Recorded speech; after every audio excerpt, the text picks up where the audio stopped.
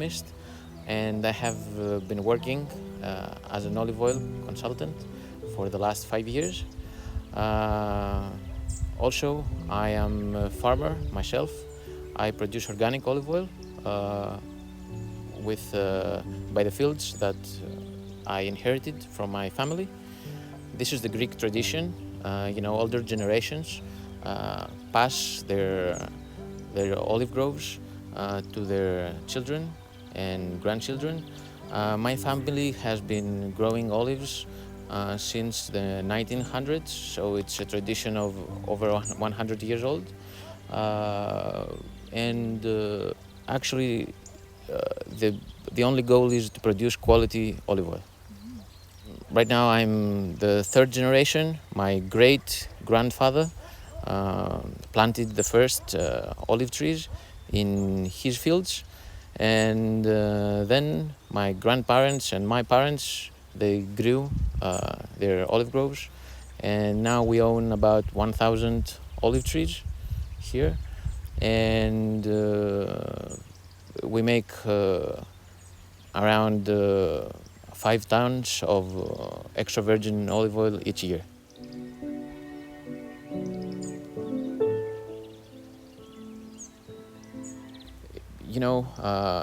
The earlier generations, for instance, my great grandfather and my grandfather, they didn't have any other way to grow olives, in the conventional, traditional way, which back then was also organic. No pesticides, no herbicides, no fungicides were used. By years coming by, everyone started using herbicides and all type of chemicals that are used in the olive growing practice. But when I took over the family business, I decided that we should cultivate the trees in a modern way by using modern techniques, but also get back to the traditional organic style. So 3 years ago, I switched from conventional to organic farming. The ultimate goal for an olive fruit producer is at the end of the year, at the months of October and November, to have produced a very healthy fruit.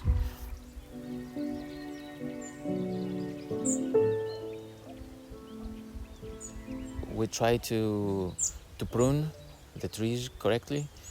This is a very important factor, and which also helps us to produce olive fruit every year. And also we have to use organic, mostly fungicide, such as copper, to keep the trees healthy. And also we use a number of ways to control insects. For instance, there are some insects that we can control them by letting a lot of weeds grow in the field, and especially under the trees, because then the insects can stay under the tree trunk, inside the weeds, and so they don't get on the tree and damage, the flowers and the fruit afterwards. You don't have to be an expert to observe that no herbicides have been used, and there are a lot of different plants, there are a lot of flowers. You can see bees and bumblebees and butterflies.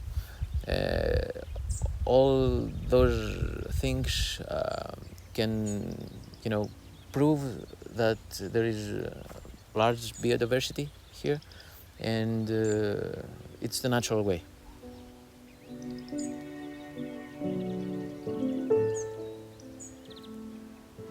The biggest challenges, I think, not for just us as olive farmers, but for the some of farmers in Greece and in the most European countries now, I believe it's climate change. This is something that we can't control, and we are trying to adapt to it. And we have to adapt as persons and farmers, but also we have to adapt our trees in this whole situation and our cultivation methods, so we can be prepared to solve any problems that climate change creates. We have severe winds, we have severe rainstorms, we have severe hailstorms, and also we have significant heat waves at the wrong time of the year. Of course, we couldn't do anything about it, so we just let it affect us, and we try to minimize the bad effects.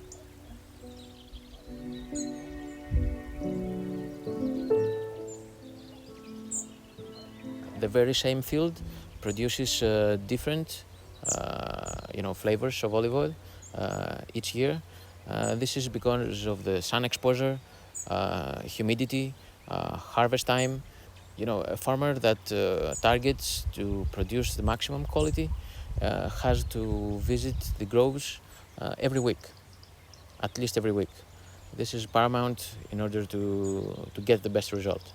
And this way we can control the quality. We're not very productive. We don't get all this olive oil in an instant. We harvest for days, and so we can choose from what groves we can harvest.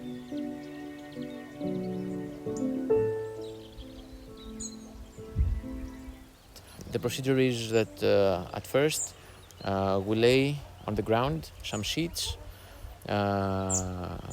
so we don't have contact of the fruit with the ground, and then we use rotary machines, that hit the fruit on the tree, and then this falls on the sheet. When enough has been harvested, we pick it up and we put it on crates which are aerated, air can go through, so we don't have any more damage to the fruit. And then we take it to the mill and process it in order to get our olive oil.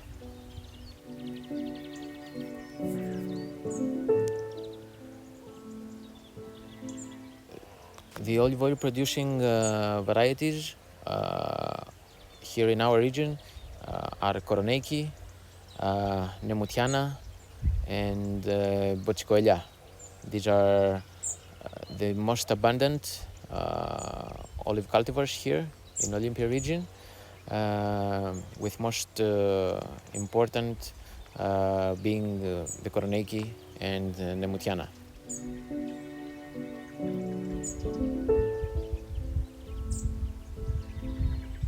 So if you have a very good fruit, which is the ultimate goal for all farmers, then there are two situations. You can make exceptional olive oil if you do good practices in the mill, but if you don't, then you can get an olive oil that doesn't meet the standards of extra virgin or the quality that, as we perceive it. So there are two possibilities. But if you get a bad olive fruit, then no mill, even if you get the best procedures, you can't get a decent quality olive oil.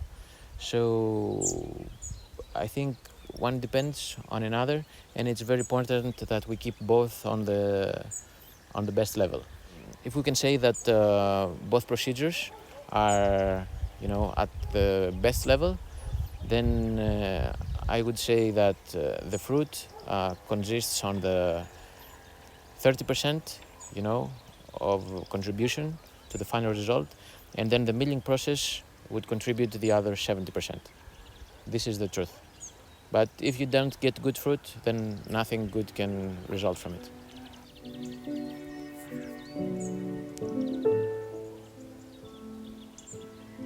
When we do organic farming, we use many products that are approved from the Greek state for use in organic olive groves, but we also make sure that we don't use any of them for at least 30 days before harvest.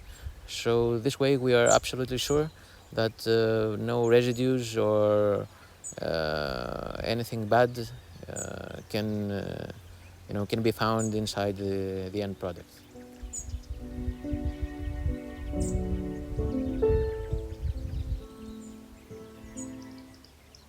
Uh, I would like to thank you for supporting our work, and as you can see, it's a natural product, and the nature here in our region and most parts in Greece, our nature is untouched, so it's better to buy directly from a producer and not a big supermarket chain, uh, because by buying from a grower, you help him, you help his family, you help getting his trees better, and you help him continue the traditional cultivation